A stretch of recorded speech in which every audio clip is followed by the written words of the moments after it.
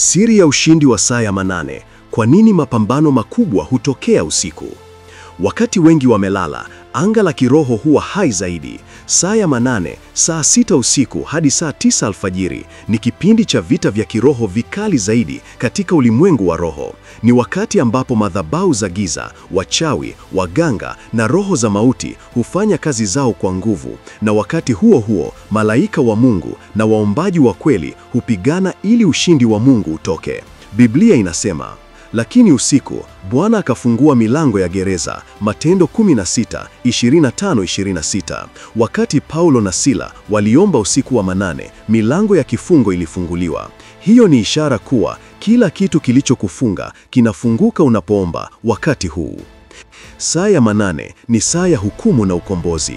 Kiroho, saa ya manane ni kipindi cha mabadiliko ya zamu katika ulimwengu wa roho. Wakati mchana ni wa matendo ya mwili, usiku ni wa maamuzi ya kiroho. Katika Ayubu 33:15-16 tunasoma, katika ndoto, maono ya usiku, wakati usingizi mzito umewashukia wanadamu, ndipo Mungu huifungua masikio yao. Hapa tunaona Mungu akizungumza usiku, kwa sababu wakati huu akili za wanadamu zimetulia na roho zao ziko wazi zaidi.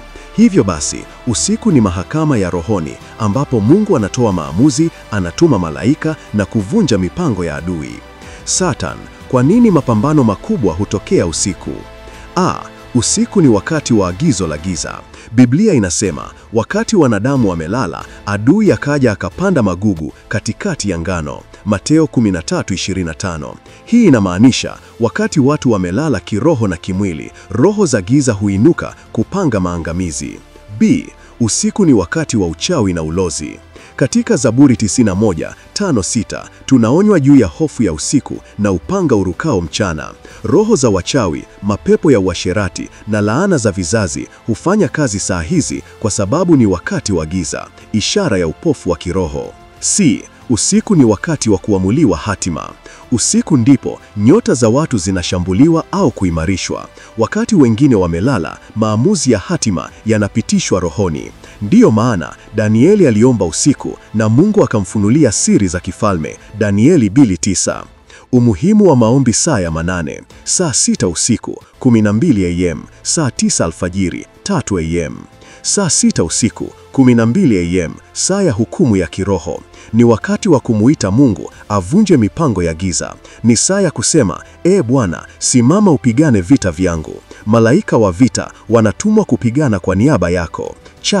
Zaburi 35, Bwana, shindana na wanishindanaye. Saa 6 usiku, 12 am, saa ya ukombozi wa nyota. Ni wakati wa kuomba urejeshewe kile kilichoibiwa rohoni. Hapa unapiga magoti na kusema, kila kilichoibiwa kutoka nyota yangu kirudishwe. Ni saa ya kukataa kila agano lililofanyika gizani dhidi ya maisha yako. Saa 9 alfajiri, 3 asubuhi, saa ya nuru na uamsho. Ni wakati wa mwanga mpya wa kiroho. Kama utapiga magoti wakati huu, unakutana na malaika wa ushindi. Wakati huu Yesu alifufuka, ishara ya mabadiliko ya hatima. Marko 16b, mapema sana alfajiri walikwenda kaburini. Mapo. Jinsi ya kuomba kwa ushindi usiku. 1. Anza kukusamehe na kutubu. Tubu dhambi zako zote ili milango ya roho iwe wazi. Tangaza Zaburi 91:35, ni silaha za vita vya usiku. 3. Kemea na futa kila agano la giza. Kwa jina la Yesu, vunja agano lolote lililofanyika gizani dhidi ya maisha yako. 4. Omba urejeshewe. Rudisha nyota yako, afya, kazi, uhusiano na baraka zako. 5. Mshukuru Mungu kwa ushindi. Kabla ya kulala tena, mwambie asante Bwana, kwa sababu ushindi ni wangu. Ishara kuonyesha ushindi wako umepatikana. Unaamka na amani isiyoelezeka. Ndoto zako zinabadilika, unashinda badala ya kushambuliwa. Unaanza kuona matokeo mazuri katika maisha ya mchana. Unapata nguvu mpya za rohoni na upako unaongezeka. Maombi ya ushindi wa saa ya manane. Baba wa milele, ninainua moyo wangu mbele zako usiku wa leo. Katika jina la Yesu Kristo, nasimama kinyume na kila nguvu za giza zinazonipinga. Mungu, vunja kila agano lililofanyika gizani kinyume na maisha yangu. Kila uchawi, kila laana, kila mipango ya shetani ivunjike sasa. Ninaomba malaika wa vita waachiliwe, wapigane kwa ajili yangu.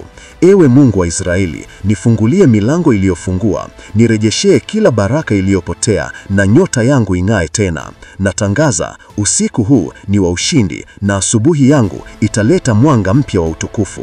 Kwa jina la Yesu Kristo, amina.